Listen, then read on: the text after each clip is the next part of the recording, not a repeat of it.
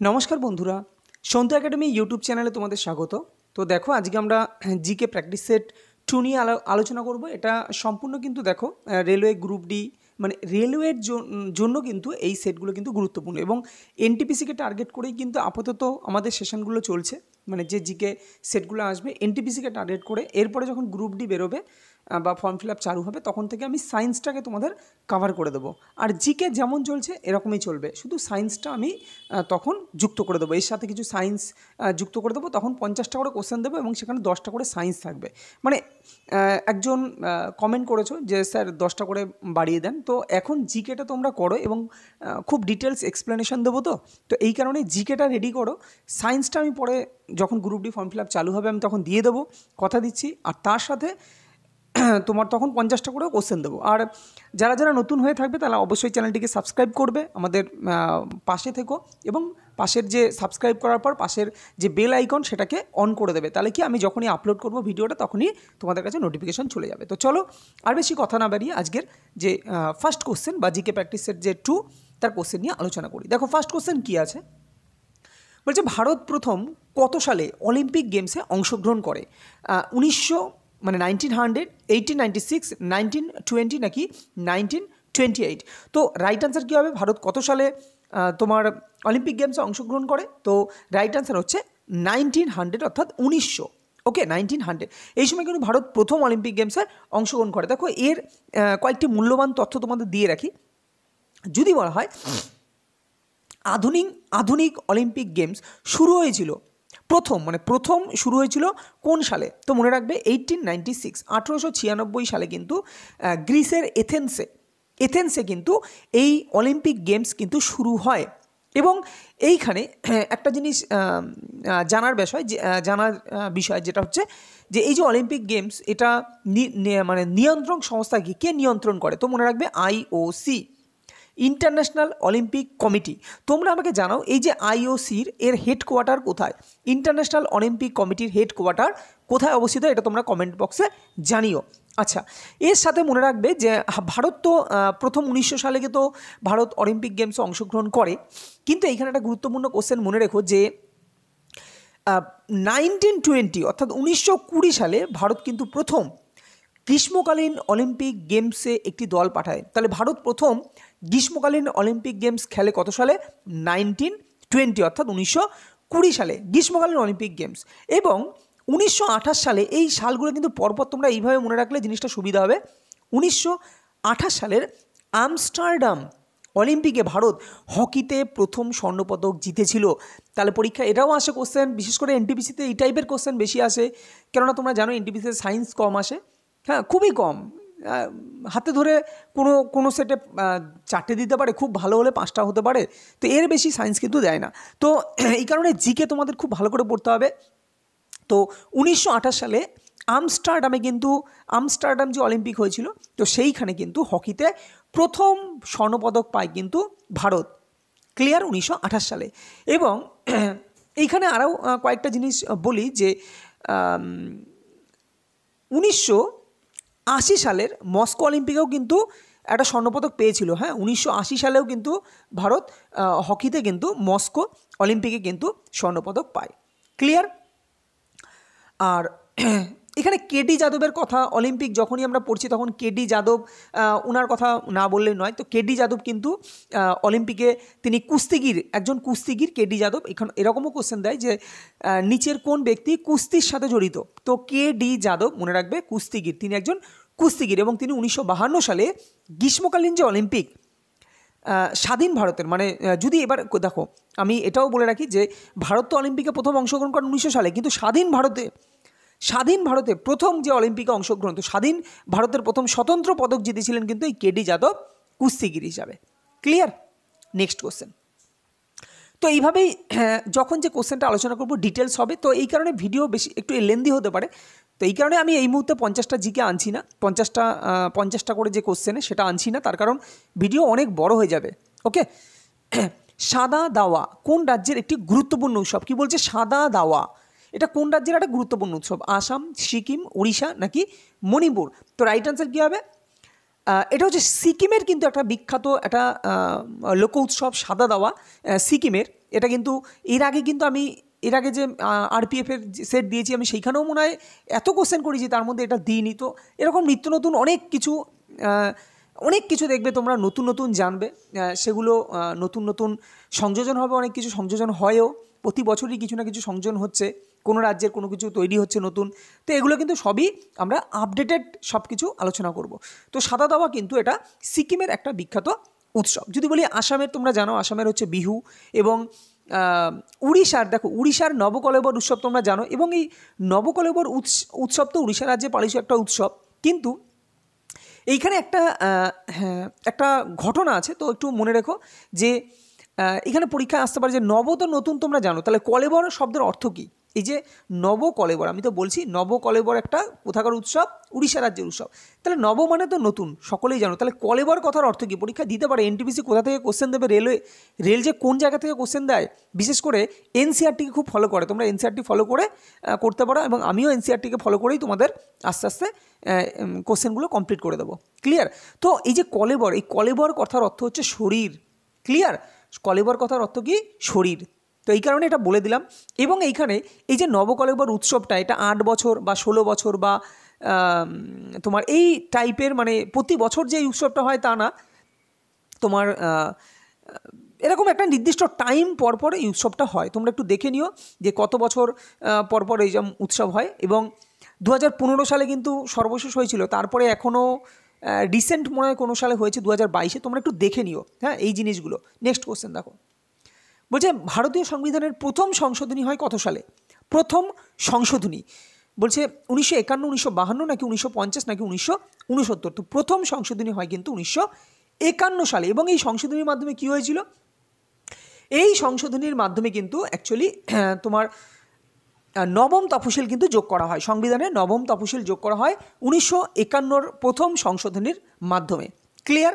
আচ্ছা, এবং এইখানে যদি বলা হয় যে এই যে সংশোধনী মানে অ্যামেন্ডমেন্ট করা হয়েছিল, এর ফলে কি হয়েছিল?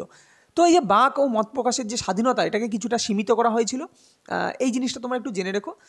Next question, milk of magnesia দ্রবণের পিএইচের মান কত? দেখো পিএইচ সম্বন্ধে বলতে গেলে একটা জিনিস তোমরা অবশ্যই জানা উচিত যে পিএইচ মানে কি। তো মনে রাখবে পিএইচ মানে হচ্ছে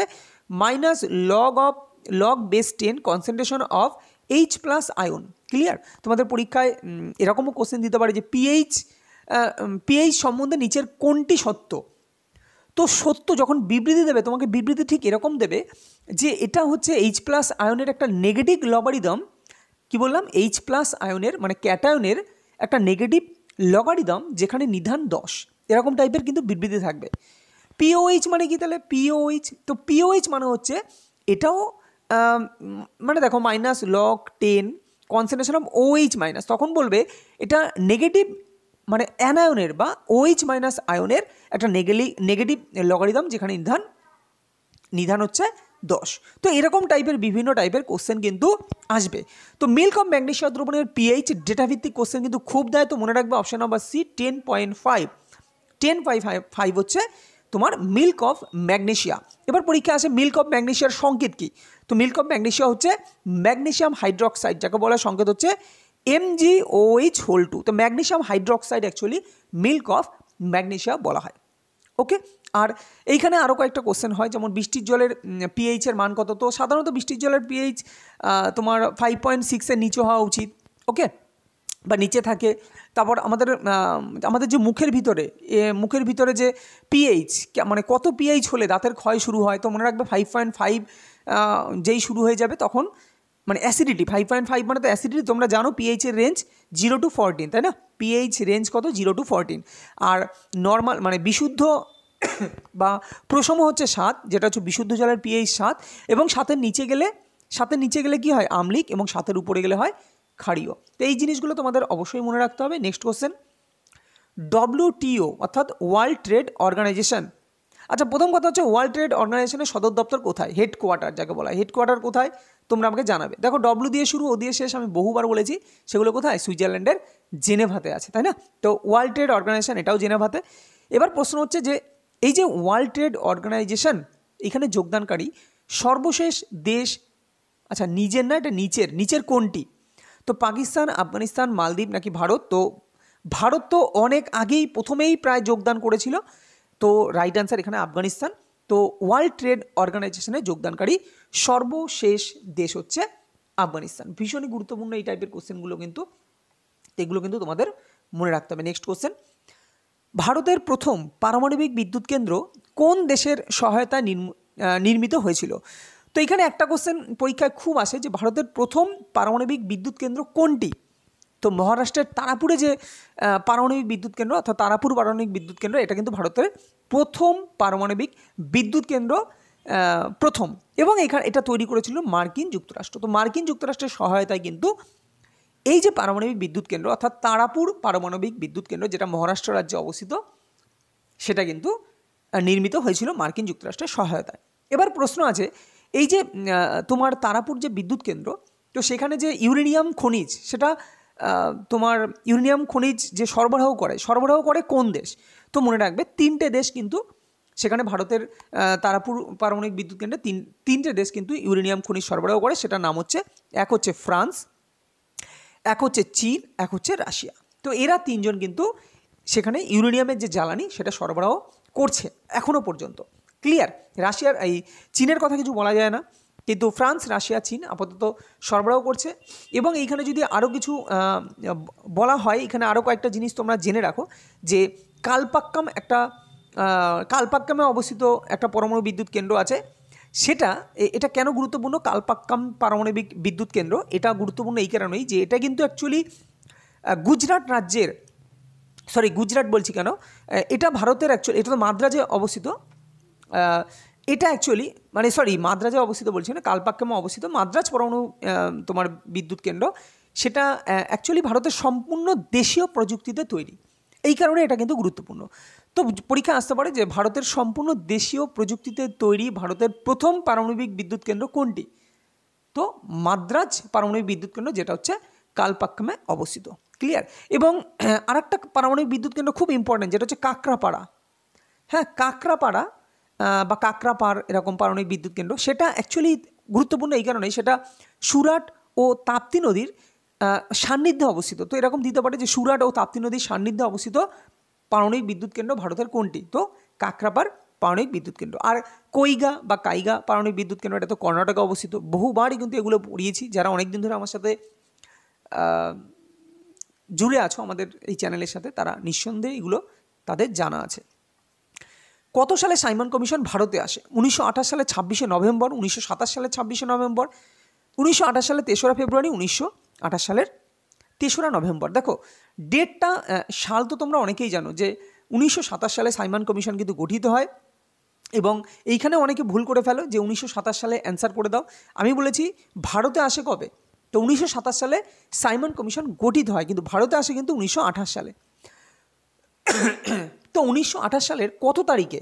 ডেটটা কত? তো রাইট অ্যান্সার 1928 সালের 3রা ফেব্রুয়ারি। কেননা তোমরা এখন জানো, এখন কিন্তু শুধুমাত্র সাল দিয়ে দেয় না, কম্পিটিশান বিশাল হাই, তো ডেটটাও দিয়ে দেয়।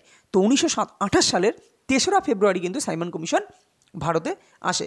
এবং এইখানে যে একটা গুরুত্বপূর্ণ বিষয় যে সাইমন কমিশনকে কেন প্রত্যাখ্যান করা হয়েছিল, তো এইখানে প্রত্যাখ্যান করার প্রধান কারণই হচ্ছে যে এখানে শুধুমাত্র এখানে কোনো ভারতীয় ছিল না, এই কমিশনে কোনো ভারতীয় প্রতিনিধিত্ব করেনি, শুধুমাত্র ইংরেজরা এর প্রতিনিধিত্ব করেছিল এবং জন সাইমন তার চেয়ারম্যান ছিলেন। এবং এই কারণেই কিন্তু এটাকে প্রত্যাখ্যান করা হয়। ক্লিয়ার? মানে বয়কট করা হয়। এবং এইখানে একটা কোশ্চেন আসে যে এই যে সাইমন কমিশনকে বয়কট করার প্রস্তাব ভারতীয় জাতীয় কংগ্রেসের কোন অধিবেশনে গৃহীত হয়েছিল? তো এটা মনে রাখবে, মাদ্রাজ অধিবেশন। কি বললাম? মাদ্রাজ অধিবেশনে কিন্তু এই যে সাইমন কমিশনের প্রস্তাব, এই বয়কটের যে প্রস্তাবটা, এটা গৃহীত হয়েছিল মাদ্রাজ অধিবেশনে। এটাও কিন্তু পরীক্ষায় আসে। ক্লিয়ার? Next question. আচ্ছা, আবারও বলছি, যদি আমি খুব ফাস্ট তোমাদের কাছে মনে হয় যে ফাস্ট বলছি, তো তোমরা স্লো করে ভিডিওটা দেখতে পারো, আর যারা স্লো মনে হচ্ছে তারা ফাস্ট করতে পারো। চুনাপাথর গরম করার সময়, যদি আমরা চুনাপাথরকে গরম করি, চুনাপাথরের সংকেত কি? CaCO3, তাই না? CaCO3 এবং চুনাপাথর কিন্তু একটা পাললিক শিলা, এটাও তোমাদের মনে রাখতে হবে। তো এই গরম করার সময় কোন গ্যাস নির্গত হয়? তো দেখো এখানে ভালো করে বোঝার চেষ্টা করো। CO3, যখনই কোথায় CO3 থাকবে না, তখন চোখ কান বুঝে মনে রাখবে CO2 নির্গত হয়, তো কার্বন ডাইঅক্সাইড। তো option number A is the right answer. এখানে আর কিছু বলার নেই। তো চুনাপাথর গরম করলে কার্বন ডাইঅক্সাইড গ্যাস নির্গত হয়। সব ক্ষেত্রে কিন্তু তাই না, তো যেখানে CO3 থাকবে ন্যাচারালি এটাই হওয়ার চান্স বেশি থাকবে। তোমার যদি জানা না থাকে তুমি একটা দুটো তো এদিক ওদিক করে আসতেই পারো আন্দাজে, তখন আন্দাজে দিলে এই জিনিসটাই দেবে carbon dioxide. Carbon dioxide related প্রচুর কোশ্চেন হয়, যেমন কার্বন ডাইঅক্সাইডের প্রথম একটা কোশ্চেন হয় যে কার্বন ডাইঅক্সাইডের গঠনাকৃতি কেমন, তো পরীক্ষায় খুব আসে।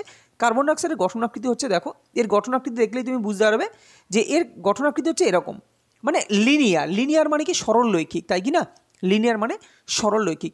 এবং পরীক্ষায় এই কোশ্চেনও আসে, যদি কোশ্চেনটা একটু ডিপলি দেবে যে এই যে কার্বন ডাইঅক্সাইড এই অণুটি পোলার না নন পোলার। এবার তোমরা যদি বলো পোলার কি নন পোলার কি, এগুলো আমি সায়েন্স যখন করাবো তখন আমি তোমাদের ডিটেলসে বুঝিয়ে দেবো বিষয়গুলো, তাহলে তোমরা আরও জিনিসগুলো ভালো করে বুঝতে পারবে। তো মনে রেখো কার্বন ডাইঅক্সাইড হচ্ছে একটা নন পোলার মানে হচ্ছে অধ্রুবীয়, নন পোলার মানে কি অধ্রুবীয়, ক্লিয়ার।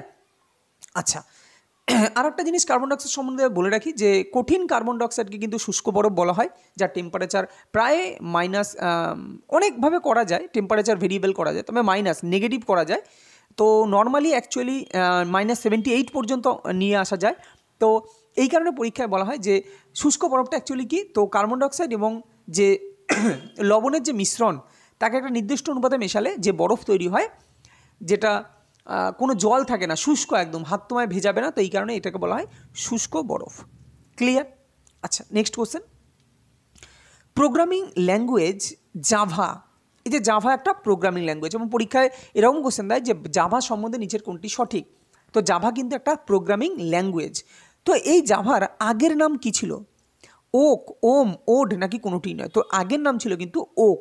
তো জাভার আগের নাম কি ছিল, ওক। নেক্সট কোশ্চেন, নিচের কোন মৌর্য সম্রাট দেবনাম প্রিয় প্রিয়দর্শী নামে পরিচিত ছিলেন, বিন্দুসার, চন্দ্রগুপ্ত মৌর্য, ধননন্দ নাকি অশোক। তো রাইট আনসার কী হবে, দেবনাম প্রিয় প্রিয়দর্শী নামে পরিচিত ছিলেন কে, সম্রাট অশোক। সম্রাট অশোককে কিন্তু দেবনাম প্রিয় প্রিয়দর্শী নামেও ডাকা হয়। এইখানে যদি একটা জিনিস বলি যে অশোকের আমলে কিন্তু এই সাঁচি স্তূপ নির্মিত হয়, যেটা একটা বৌদ্ধ স্তূপ, এবং সাঁচি স্তূপ তাহলে নির্মাণ করেন কে, সম্রাট অশোক। এবং এই যে সাঁচি স্তূপ এটা কোথায় আছে, এটা হচ্ছে মধ্যপ্রদেশ। তবে শুধু মধ্যপ্রদেশ জানলে হবে না, মধ্যপ্রদেশের জায়গার নাম কি, তো রায়সিনা জেলা। মধ্যপ্রদেশের রায়সিনা, দেখো নাম নিয়ে তোমার কাজ নেই, উচ্চারণটা শোনো, মানে আমি কি বলছি, মধ্যপ্রদেশের কোন জেলাটা, তো এটা রায়সিনা কোনো জায়গায় লেখা থাকতে পারে, রায়সিনা লেখা থাকতে পারে, ওটা কোনো চাপ নেই, ঠিক আছে। তো মধ্যপ্রদেশের রায়সিনা জেলায় কিন্তু এই যে সাঁচি স্তূপ, যেটা অশোক নির্মাণ করেছিলেন, তো রায়সিনা জেলায় কিন্তু অবস্থিত। এবং এইখানে আর একটা কোশ্চেন হয় যে এই যে সাঁচি স্তূপ, এই যে চিত্রটা, এটা কোন টাকার মধ্যে লিপিবদ্ধ আছে, মানে কোন টাকার পিছনে আছে, তো মনে রাখবে নতুন যে 200 টাকার নোট সেখানে কিন্তু এই সাঁচি স্তূপ এটা দেখা যায়, ক্লিয়ার। আচ্ছা, আর একটা জিনিস অশোক সম্বন্ধে, অশোকের পিতার নাম তোমরা তো সকলেই জানো, অশোকের পিতার নাম হচ্ছে বিন্দুসার, হ্যাঁ, এটা তো তোমরা জানোই। এইখানে যদি আমরা একটু বিন্দুসার, আচ্ছা চন্দ্রগুপ্ত মৌর্য সম্বন্ধে বলি, তো চন্দ্রগুপ্ত মৌর্য অ্যাকচুয়ালি মৌর্য সাম্রাজ্যের প্রকৃত প্রতিষ্ঠাতা, কেননা ধননন্দকে তিনি পরাজিত করে তিনি কিন্তু মৌর্য সাম্রাজ্য প্রতিষ্ঠা করেছিলেন। আর নন্দ বংশের শেষ রাজা হচ্ছে ধননন্দ, আর নন্দ বংশের প্রতিষ্ঠাতা হচ্ছে মহাপদ্মনন্দ। এগুলো কিন্তু তোমাদের জানতে হবে, বিভিন্ন বংশগুলো থেকে প্রথম রাজা, সর্বশ্রেষ্ঠ রাজা, শেষ রাজা, এগুলো কিন্তু পরীক্ষায় খুব দেয়। নেক্সট কোশ্চেন বলছে মেমোরির ক্ষুদ্রতম একক কোনটি, বাইট, বিট, নিবল নাকি কোনোটিই নয়। তো বিট হচ্ছে কিন্তু মেমোরির ক্ষুদ্রতম একক। এবার যদি বলো তাহলে নিবেলটা কি, তো নিবেলটা কি এটা একটু তোমরা জেনে নাও, যে নিবেল হচ্ছে হাফ বিট হচ্ছে 1 নিবেল, ক্লিয়ার।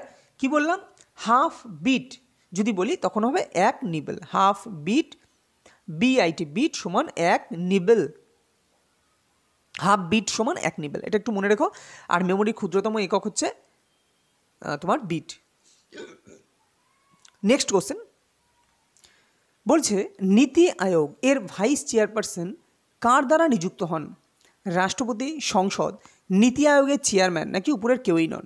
তো দেখো নীতি আয়োগের ভাইস চেয়ারপারসন অ্যাকচুয়ালি প্রধানমন্ত্রী দ্বারা কিন্তু নিযুক্ত হন, কি বললাম, প্রধানমন্ত্রী। এবার দেখো নীতি আয়োগের চেয়ারম্যান কে হন, প্রধানমন্ত্রী নিজেই হন। তো এইখানে এই কারণে রাইট অ্যান্সার হবে অপশান নাম্বার সি। তাহলে নীতি আয়োগের যে ভাইস চেয়ারম্যান থাকেন তিনি কিন্তু প্রধানমন্ত্রী অর্থাৎ নীতি আয়োগের চেয়ারম্যান দ্বারাই নিযুক্ত হন। এবং এই নীতি আয়োগ নিয়ে একটা জিনিস তোমাদের বলি যে এই নীতি আয়োগ কিন্তু 2016 সালে, সালটা মনে রাখো খুবই গুরুত্বপূর্ণ, আপকামিং পরীক্ষা কিন্তু যে কোনো সেটা আসবে, 2016 সালে কিন্তু প্রথম উইমেন ট্রান্সফর্মিং ইন্ডিয়া অ্যাওয়ার্ড কিন্তু শুরু করেছে। 2016 সালে নীতি আয়োগ প্রথম উইমেন ট্রান্সফর্মিং ইন্ডিয়া অ্যাওয়ার্ড শুরু করেছে কিন্তু এই 2016 সালে, এবং সেটা শুরু করেছিল অ্যাকচুয়ালি আন্তর্জাতিক নারী দিবসের দিন। এবং আন্তর্জাতিক নারী দিবস তোমরা জানো 8ই মার্চ, ওকে, 8ই মার্চ আন্তর্জাতিক নারী দিবস হিসেবে পালিত হয়। আচ্ছা, এইখানে যদি বলি যে একটা কথা, আরও অনেক জিনিস আছে নীতি আয়োগ, কেননা এই নীতি আয়োগের আগের নাম কী ছিল? আগের নাম ছিল প্ল্যানিং কমিশন, মানে যোজনা কমিশন। এইগুলো পরীক্ষায় আসে। চলো পরবর্তী কোশ্চেন, তথ্যের অধিকার আইন পাশ করানো প্রথম দেশ নিচের কোনটি? ফ্রান্স, জার্মানি, ভারত নাকি সুইডেন? তো এটা আগের ভিডিওতে আমি বলে দিয়েছিলাম, জাস্ট এরকম কোশ্চেন আসবে কিন্তু এরপরে। তো সুইডেন কিন্তু তথ্যের অধিকার আইন পাশ করানো প্রথম দেশ হচ্ছে সুইডেন। এবার এইখানে একটা কোশ্চেন হয় যে এই যে তথ্যের অধিকার আইন ভারত প্রথম কবে পাশ করে? তথ্যের অধিকার আইন ভারত প্রথম কবে পাশ করে? তো রাইট অ্যান্সার কি? 2005-এর 12ই অক্টোবর, তাই না? 2005-এর 12ই অক্টোবর, 2005 কিন্তু এটা 2005 সালের 12ই অক্টোবর কিন্তু RTI অর্থাৎ তথ্যের অধিকার আইন কিন্তু কার্যকর হয়। ক্লিয়ার? এবং সংসদ দ্বারা পাশ হয় কিন্তু অ্যাকচুয়ালি 12ই মে, আর কার্যকর হয় কিন্তু 12ই অক্টোবর। ক্লিয়ার? আচ্ছা, এইখানে আর তেমন কিছু বলার নেই, যদিও অনেক কিছু আছে, যাই হোক। প্রধানমন্ত্রী স্বাস্থ্য সুরক্ষা যোজনা কোন সালে চালু হয়? 2005, 2003, 2004 নাকি 2006? তো প্রধানমন্ত্রী স্বাস্থ্য সুরক্ষা যোজনা এটা চালু হয় কিন্তু 2003 সালে। প্রধানমন্ত্রী স্বাস্থ্য সুরক্ষা যোজনা এটা চালু হয় 2003 সালে, খুবই গুরুত্বপূর্ণ। এবং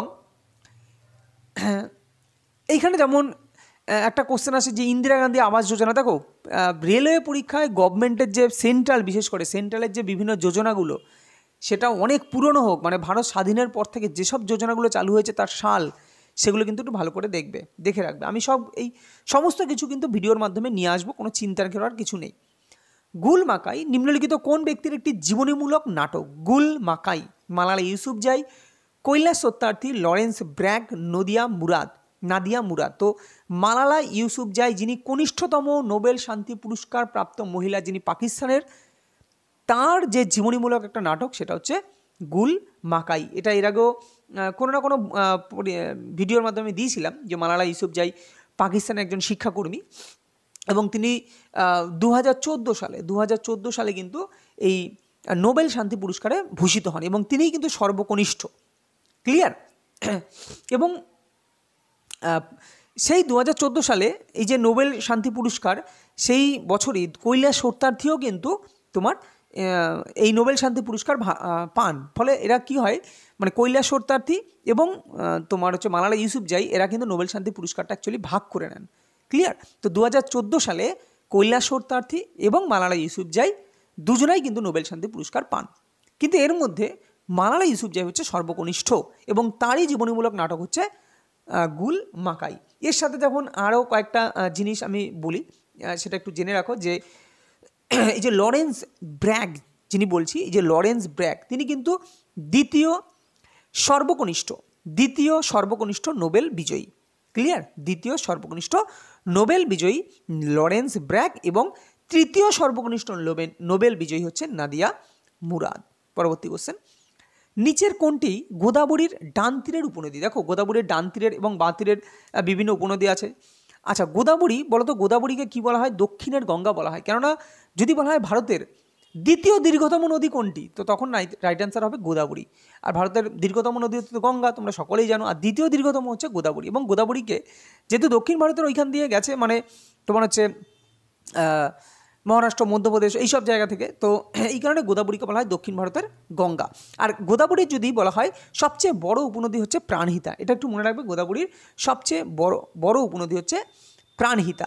এবার আমার কোশ্চেন কি বললাম? কোশ্চেন হচ্ছে যে ডান তীরের উপনদীগুলো কোনগুলি? গোদাবরী নদীর ডান তীরের উপনদী। ক্লিয়ার? দেখো মনে রাখবে কতগুলো নাম বলছি, এই যে পূর্ণা, প্রাণহিতা মানে প্রাণহিতা, পূর্ণা, ইন্দ্রাবতী, এগুলো কিন্তু তোমরা, আমি লিখছি না, সব কিছু লিখছি না, আমি মুখে বলছি, তোমরা যথেষ্ট স্পষ্ট করে বলছি, তোমরা নোট ডাউন করে নিতে পারো। কি বললাম? প্রাণহিতা, পূর্ণা, ইন্দ্রাবতী, শবরী, শবরী, এরা হচ্ছে অ্যাকচুয়ালি ডান তীরের উপনদী, সরি বাম তীরের উপনদী। এরা কি? এরা সব এই যে প্রাণহিতা, পূর্ণা, ইন্দ্রাবতী, শবরী, এরা হচ্ছে বাম তীরের উপনদী। মঞ্জিরা, তাহলে এখানে রাইট অ্যান্সার। তো এর সাথে এটা তো জানলে হবে না, মঞ্জিরার সাথে মঞ্জিরা, তারপর হচ্ছে তোমার মানাইরা, তারপরে প্রভারা, এরা হচ্ছে গোদাবরীর হচ্ছে ডান তীরের উপনদী। ক্লিয়ার? নেক্সট কোশ্চেন, নিম্নলিখিত কোন নদীর উপর গান্ধী সাগর বাঁধ নির্মিত? গোদাবরী, চম্বল, নর্মদা নাকি ভাগীরথী? তো গান্ধী সাগর বাঁধ নির্মিত কোন নদীর উপর? তো রাইট অ্যান্সার চম্বল নদীর উপর কিন্তু গান্ধী সাগর বাঁধ নির্মিত। আচ্ছা, এইখানে একটা জিনিস আমি অ্যাভয়েড করে গেছি, তো এই একটা জিনিস একটু বলে দিই। এই যে বললাম যে গোদাবরী নদী, তো মনে রাখবে গোদাবরীর বদ্বীপে একটা ম্যানগ্রোভ অরণ্য আছে, তো এটা পরীক্ষায় দেয়, করিঙ্গা ম্যানগ্রোভ অরণ্য। কি বললাম? করিঙ্গা, করিঙ্গা ম্যানগ্রোভ, ম্যানগ্রোভ অরণ্য। এই করিঙ্গা ম্যানগ্রোভ অরণ্য কিন্তু এটা গোদাবরী নদীর বদ্বীপে কিন্তু অবস্থিত, এটা একটু মনে রেখো। এবং গোদাবরী বঙ্গোপসাগরে পতিত হয়েছে, এটা তোমরা সকলেই জানো। তাহলে কি গান্ধী সাগর বাঁধ কোন নদীর উপর অবস্থিত? চম্বল নদীর কিন্তু উপর অবস্থিত গান্ধী সাগর বাঁধ। ক্লিয়ার? নেক্সট কোশ্চেন বলছে, মহাবিদ্রোহের সময় ভারতের গভর্নর জেনারেল কে ছিলেন? তো মহাবিদ্রোহ হয়েছিল 1857 সালে, সকলেই জানো। তো গভর্নর জেনারেল কে ছিলেন? লর্ড ক্যানিং। লর্ড ক্যানিং কিন্তু মহাবিদ্রোহের সময় গভর্নর জেনারেল কিন্তু ছিলেন লর্ড ক্যানিং।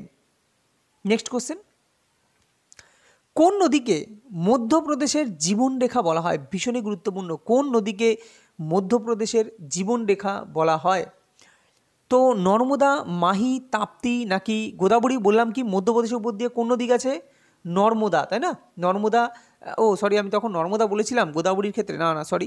তো নর্মদা গেছে মধ্যপ্রদেশের উপর দিয়ে গেছে, তো এই কারণে এই নর্মদা নদীকে কিন্তু বলা হয়, কি বললাম, মধ্যপ্রদেশের জীবনরেখা। ক্লিয়ার? এবং এই নর্মদা, এই না, ওটা তো চম্বল, ঠিক আছে। তো মধ্যপ্রদেশের জীবনরেখা বলা হয় কি? নর্মদা নদীকে। নর্মদা নদীকে বলা হয় মধ্যপ্রদেশের জীবনরেখা। ক্লিয়ার? আচ্ছা, এইখানে একটা জিনিস একটু বলে রাখি, যে যে কয়েকটি বাঁধ, যে মধ্যপ্রদেশে যেমন কয়েকটি গুরুত্বপূর্ণ বাঁধ, যেমন একটু নামটা মনে রেখো, বারনা বাঁধ, এগুলো দিতে পারে যে মধ্যপ্রদেশে কয়েকটি গুরুত্বপূর্ণ, এই বাঁধটি কোন জায়গায় অবস্থিত, কোন রাজ্যে অবস্থিত? তো বারনা, হ্যাঁ বারনা, তারপর হচ্ছে বর্গি, এগুলো কিন্তু একটু অড হলেও এগুলো পরীক্ষা আসতে পারে। তারপরে বনসাগর, বনসাগর, তারপরে তোমার হচ্ছে কুলার বাঁধ, কুলার বাঁধও কিন্তু মধ্যপ্রদেশে অবস্থিত, কুলার বাঁধ। যদি বলি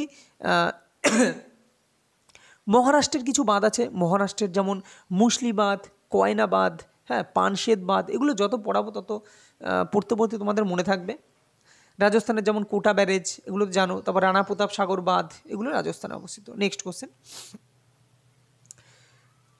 বলছে, নিচের কোনটি মশার কামড়ের, আচ্ছা 19-এরটা দ্বারা জাস্ট 1 মিনিট একটুখানি।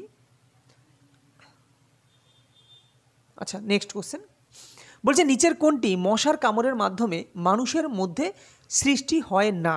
ডেঙ্গু, তো মশাবাহিত রোগ, চিকুনগুনিয়া মশাবাহিত রোগ, জিকা ভাইরাস মশাবাহিত রোগ, কিন্তু ডায়রিয়া কিন্তু মশার কামড়ে হয় না। ক্লিয়ার? চলো নেক্সট, কোথায় অ্যামোনিয়া এবং ইউরিয়া উৎপাদিত হয়? অগ্ন্যাশয়, যকৃৎ, পাকস্থলী, উপরে কোনোটিই নয়। তো যকৃতে কিন্তু অ্যামোনিয়া এবং ইউরিয়া উৎপন্ন হয়, এবং এই যে যকৃতে ইউরিয়া উৎপন্ন হয় সেখানে একটা চক্রের মাধ্যমে হয়। তো চক্রটা মনে রাখবে, অর্নিথিন চক্র। অর্নিথিন চক্রের মাধ্যমে কিন্তু তোমার যকৃতে ইউরিয়া উৎপন্ন হয়। নেক্সট কোশ্চেন, ইসরোর সদর দপ্তর কোথায় অবস্থিত? ইসরোর সদর দপ্তর কোথায় অবস্থিত? অন্ধ্রপ্রদেশ, কর্ণাটক, তেলেঙ্গানা নাকি দিল্লি? তো রাইট আনসার কী হবে? Right answer option number B, কর্ণাটকে কিন্তু এই ইসরোর সদর দপ্তর কিন্তু অবস্থিত কর্ণাটকে। নেক্সট কোশ্চেন, কোন পঞ্চবার্ষিকী পরিকল্পনাকে গডগিল যোজনা বলা হয়? কি বললাম? কোন পঞ্চবার্ষিকী পরিকল্পনাকে গডগিল যোজনা বলা হয়? তৃতীয় পঞ্চবার্ষিকী পরিকল্পনা, দ্বিতীয়, চতুর্থ নাকি ষষ্ঠ? তো রাইট আনসার তৃতীয় পঞ্চবার্ষিকী পরিকল্পনাকে কিন্তু গডগিল যোজনা বলা হয়। কেননা তার কারণ কি? তার কারণ এই যে তৃতীয় পঞ্চবার্ষিকী পরিকল্পনা হয়েছিল, যেটা হচ্ছে 1961 থেকে 66, তাই কি না? 1961 থেকে 66 এই সালগুলো মনে রেখো। মনে রাখলে কিন্তু কোন সময় কি যুদ্ধ হয়েছিল সেগুলো কিন্তু আন্দাজে তোমরা অনেকটা কাছাকাছি অ্যান্সার করতে পারবে। তো গডগিল যোজনা বলা হয় তৃতীয় পঞ্চবার্ষিকী পরিকল্পনা, কেননা ওই সময় যে ডেপুটি চেয়ারম্যান ছিলেন, পরিকল্পনা কমিশনের ডেপুটি চেয়ারম্যান ছিলেন, কেননা চেয়ারম্যান তো প্রধানমন্ত্রী থাকে, কিন্তু ডেপুটি চেয়ারম্যান ছিলেন D.R. গডগিল, এবং তার নাম অনুসারেই কিন্তু এই পরিকল্পনাকে গডগিল যোজনা বলা হয়। ক্লিয়ার? এবং এই তৃতীয় পঞ্চবার্ষিক পরিকল্পনায় কিন্তু আমাদের জিডিপির হার কিন্তু অনেক, লক্ষ্যমাত্রা ছিল বেলা 5.6 ছিল, সেটা কমে 5.6% ছিল, সেটা কমে হয়ে গেছে 2.4%। সরি, তার কারণ কি? তার কারণ ওই সময় কিন্তু 1962 হয়েছিল তোমার ভারত চীন যুদ্ধ, এবং 1965 ভারত পাকিস্তান যুদ্ধ হয়েছিল। 1962 আর 1965 সালটা একটু মনে রেখো। 1962 ভারত চীন, 1965 ভারত পাকিস্তান যুদ্ধ। এবং এইখানে যদি আমি দ্বিতীয় পঞ্চবার্ষিকী পরিকল্পনার কথা বলি, দ্বিতীয় পঞ্চবার্ষিকী পরিকল্পনা যাকে বলা হয় মহালনবিশ পরিকল্পনা, ওকে। এবং এই সময় কিন্তু মিশ্র অর্থনীতির কথা কিন্তু প্রথম উঠে আসে এই পরিকল্পনার মাধ্যমে, এবং সেই পরিকল্পনাটা ছিল কত? 1956 থেকে 61। প্রথমটা কত ছিল? 1951 থেকে 56। দ্বিতীয় কী হবে? 1956 থেকে 61। হ্যাঁ, তারপরে আচ্ছা ষষ্ঠ যদি পঞ্চবার্ষিকী পরিকল্পনা বলি, তো এই পরিকল্পনার একটা গুরুত্বপূর্ণ বিষয় ছিল নাবার্ড, NABARD। এই যে নাবার্ড, এটা একটা কি? এটা একটা সংস্থা। এই সংস্থাটা গড়ে ওঠে এই ষষ্ঠ পরিকল্পনা কমিশনের মাধ্যমে। এবং এইখানে বলা হয় যে কোন কমিশনের ভিত্তিতে, কোন কমিশনের রিপোর্টের ভিত্তিতেই নাবার্ড গঠিত হয়। তো এটা তোমরা আমাকে কমেন্টে জানাবে, যারা অনেক দিন ধরে যুক্ত আছো তারা নিশ্চয়ই জানো, বহুবার পড়িয়েছি। Next question, Krishnaswamy Kasturirangan. কৃষ্ণস্বামী কস্তুররঙ্গন একজন বিখ্যাত ব্যক্তি, তিনি নিম্নের কোন ক্ষেত্রের সঙ্গে যুক্ত ছিলেন? চিকিৎসাবিদ, রাজনীতিবিদ, মহাকাশ বিজ্ঞানী নাকি অর্থনীতিবিদ? তো তিনি কিন্তু একজন মহাকাশ বিজ্ঞানী ছিলেন। কি বললাম? কৃষ্ণস্বামী কস্তুরী রঙ্গন, তিনি কিন্তু একজন মহাকাশ বিজ্ঞানীর সঙ্গে যুক্ত ছিলেন। এবং তোমরা জানো যে মহাকাশ বিজ্ঞানী যেমন কৃষ্ণস্বামী কস্তুরী রঙ্গন যুক্ত ছিলেন, তারপরে হোমি জাহাঙ্গীর ভাবা, তিনি কিন্তু আমাদের পারমাণবিকের জনক বলা হয়, ভারতের পরমাণুবিদের জনক বলা হয় কি? হোমি জাহাঙ্গীর ভাবা। ক্লিয়ার? ওকে। নেক্সট কোশ্চেন, কোন দিনটি বিশ্ব বই দিবস হিসেবে পালিত হয়? 24শে এপ্রিল, 23শে এপ্রিল, 25শে এপ্রিল নাকি 22শে এপ্রিল? তো বিশ্ব বই দিবস তো 23শে এপ্রিল, তাই না? বিশ্ব বই ও কপিরাইট দিবস এটা হচ্ছে 23শে এপ্রিল কিন্তু পালন করা হয়। তাহলে 24শে এপ্রিল কি? 24শে এপ্রিল দেখো ম্যালেরিয়া দিবসও হয়, আবার পঞ্চায়েতি রাজ দিবসও হয়। তো মনে রাখবে 24শে এপ্রিল ম্যালেরিয়া দিবস হিসাবে পালন করা হয়। এবং আচ্ছা সরি, এটা তো না ঠিকই 24শে, কেননা ইংলিশ না, আমি এগুলো বাংলায় সব দিয়েছি। 23, 25, 22, হ্যাঁ আমি ভাবছিলাম 28 কিনা, তো 28 না 24 কিন্তু ওটা, হ্যাঁ এটা কিন্তু 24শে এপ্রিল। তো 24শে এপ্রিল ম্যালেরিয়া দিবসও পালন করা হয়, এবং সেই দিনও পঞ্চায়েতি রাজ দিবস কিন্তু 24শে এপ্রিল পালন করা হয়। ক্লিয়ার? চলো পরবর্তী কোশ্চেন, ভারতীয় জাতীয় কংগ্রেসের কোন অধিবেশনে গান্ধীজির নেতৃত্বে অসহযোগ আন্দোলনের প্রস্তাবটি গৃহীত হয়? মাদ্রাজ অধিবেশন, নাগপুর অধিবেশন, লখনৌ অধিবেশন নাকি হরিপুরা অধিবেশন? তো নাগপুর অধিবেশনে কিন্তু এই যে অসহযোগ আন্দোলনের যে প্রস্তাব, যেটা 1920-তে শুরু হয়, অসহযোগ আন্দোলন শুরু হয় কিন্তু 1920-তে, এই যে প্রস্তাবটা পাশ হয় INC-তে নাগপুর অধিবেশনে। ক্লিয়ার? এবং অসহযোগ আন্দোলন শেষ হয় কত সালে? 1922 সালে। কিসের ঘটনার পরিপ্রেক্ষিতে?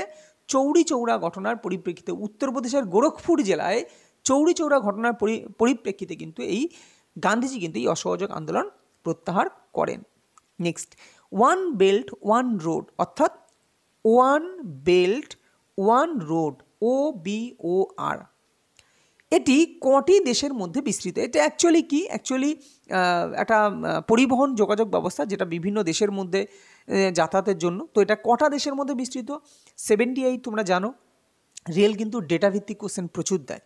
তো 78, 80, 75, 70 তো রাইট আনসার। 78 অর্থাৎ 78টি দেশের মধ্যে কিন্তু এই ওয়ান বেল্ট ওয়ান রোড এটা কিন্তু বিস্তৃত, যেখানে এশিয়া, ইউরোপ, আফ্রিকা এদেরকে যুক্ত করবে।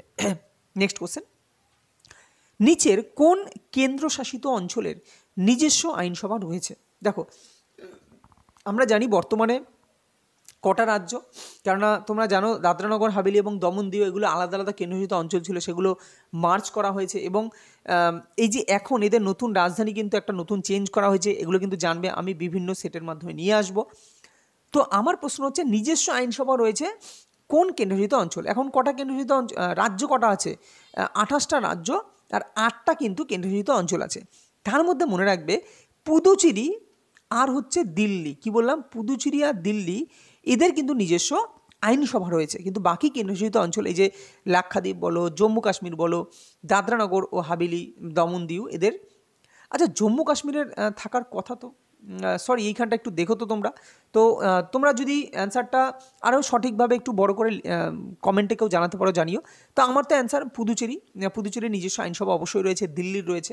ওকে, জম্মু কাশ্মীরে তো শুরু হয়েছে। আচ্ছা এটা নিয়ে একটু আমি একটু ফিল করছি, তবে তোমরা যদি জানা থাকে তোমরা কমেন্টে জানাতে পারো। নেক্সট কোশ্চেন,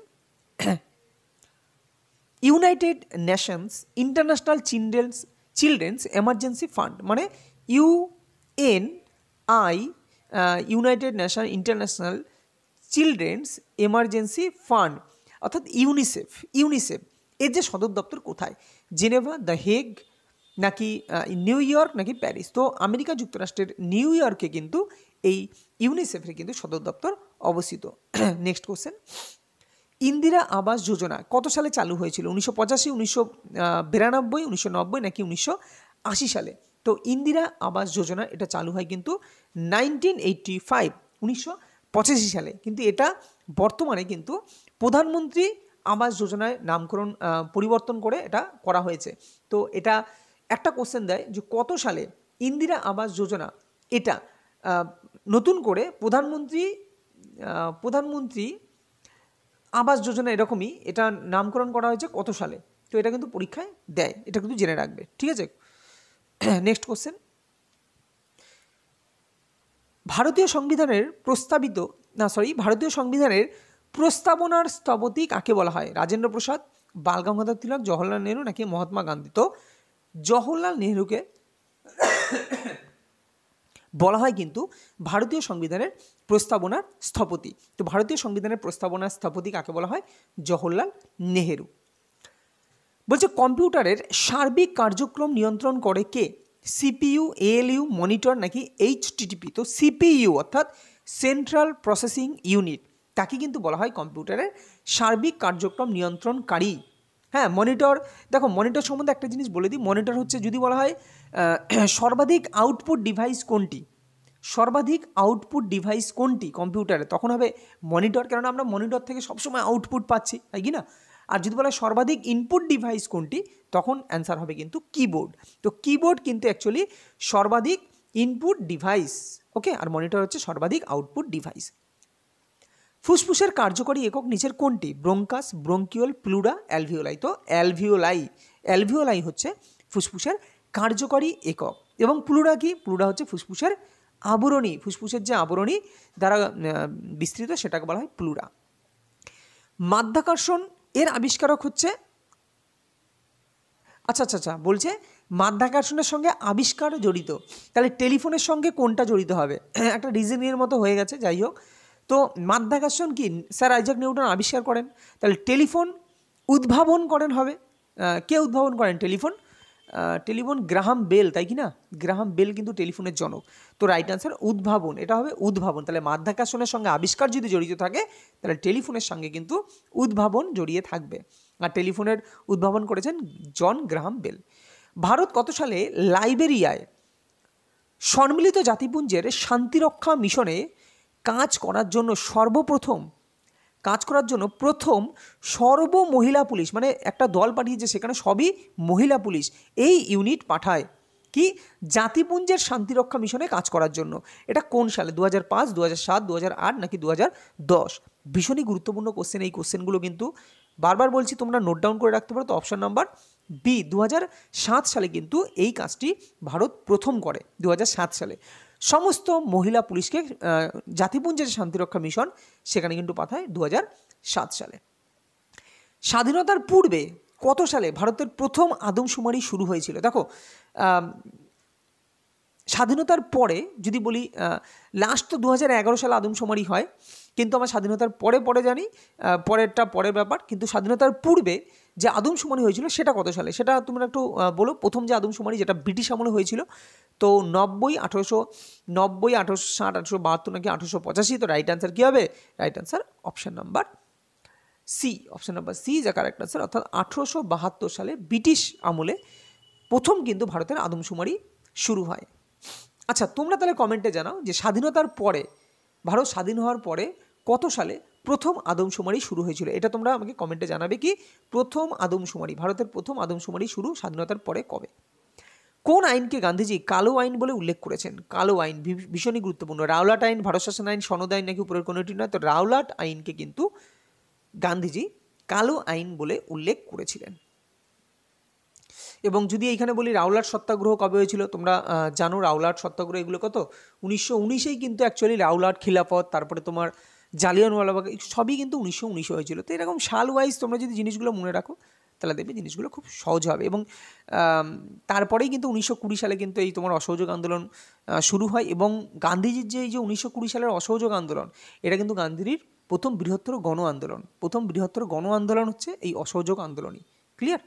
নেক্সট, কাকে ভারতের নাইটিঙ্গেল বলা হয়? ফ্লোরেন্স নাইটিঙ্গেল, লতা মঙ্গেশকর, সরোজিনী নাইডু নাকি পিটি উষা? তো সরোজিনী নাইডুকে কিন্তু ভারতের নাইটিঙ্গেল বলা হয়। এবং একটা জিনিস মনে রাখো, তার সম্বন্ধে একটা জিনিস না বললে নয়, যে এই সরোজিনী নাইডুই তিনি কিন্তু জাতীয় কংগ্রেসের ভারতীয় মহিলা সভাপতি, প্রথম জাতীয় কংগ্রেসের প্রথম ভারতীয় মহিলা সভাপতিকে, তিনি হচ্ছেন সরোজিনী নাইডু।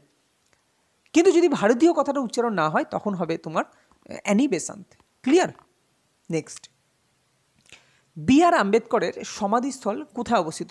চৈত্রভূমি, কর্মভূমি, উদয়ভূমি, বীরভূমি। দেখো বীরভূমি তো রাজীব গান্ধী, উদয়ভূমি হচ্ছে শঙ্কর দয়াল শর্মা, কর্মভূমি নামটা মনে আসছে না, কিন্তু বি আর আম্বেদকরের কিন্তু চৈত্রভূমি, তাই না? কর্মভূমি দেখেছো নামটা মাঝে মাঝে আউট হয়ে যায়। যাই হোক, তোমরা পারবে, তো পারলে কমেন্টে জানিও। ঠিক আছে, চৈত্রভূমি হচ্ছে কি বি আর আম্বেদকর। সরি। আচ্ছা, নেক্সট কোশ্চেন, মুদ্রা সংক্রান্ত বিদ্যাকে কি বলা হয়? Archaeology, histography, numismatics, epigraphy. তো right answer option number C, numismatics. একে বলা হয় মুদ্রা সংক্রান্ত বিদ্যা। মুদ্রা সংক্রান্ত এই টাইপের কোশ্চেন কিন্তু রেলওয়ে খুব পছন্দসই একটা কোশ্চেন, মানে রেলওয়ে এই টাইপের কোশ্চেন একটা দেয়। ওকে, তো আশা করি এই ছিল, হ্যাঁ এই ছিল আজকে আমাদের সেশন। 40টা করে আপাতত দিচ্ছি, তোমরা ডিটেলসে এক্সপ্লেনেশনগুলো ভালো করে দেখো। হ্যাঁ, আমি এরপরে গ্রুপ ডি বেরোলেই আমি এই সেটের মধ্যে সেটটাকে আরও 10টা করে বাড়িয়ে সেখানে সায়েন্স তোমাদের দেবো। এবং সায়েন্স যদি তোমাদের সেরকমভাবে সাড়া পাই, তাহলে সায়েন্সের জন্য আলাদা ভিডিও দিতে পারি, সায়েন্সটাকে আলাদাভাবে তোমাদের তুলে ধরতে পারি, কারণ 25টা সায়েন্স কিন্তু জাদা ব্যাপার না। ওকে, তো দেখা হবে পরবর্তী কোনো ভিডিওতে। ততক্ষণ ভালো থেকো, সুস্থ থেকো। আর আমাদের পিডিএফ কিন্তু সন্তু একাডেমি যে টেলিগ্রাম চ্যানেল, সেখানে কিন্তু প্রোভাইড করে দেওয়া হবে। এবং আমি কিন্তু অ্যান্সার সহ দিই না এই কারণেই যে তোমরা অনেকেই আছো যারা অনেক দিন ধরে প্র্যাকটিস করছো, তারা প্র্যাকটিস করো এবং কে কতগুলো পারছো নিজেদেরকে একটা যাচাই করো। তো নিজেদের এক্সামিনার কিন্তু হতে হবে, তবেই কিন্তু তুমি বুঝতে পারবে। তো চলো, পরবর্তী কোনো ভিডিওতে আসলে আমি অবশ্যই আপলোড করে দেবো। দেখা হবে পরবর্তী কোনো ভিডিওতে। ভালো থেকো, সুস্থ থেকো।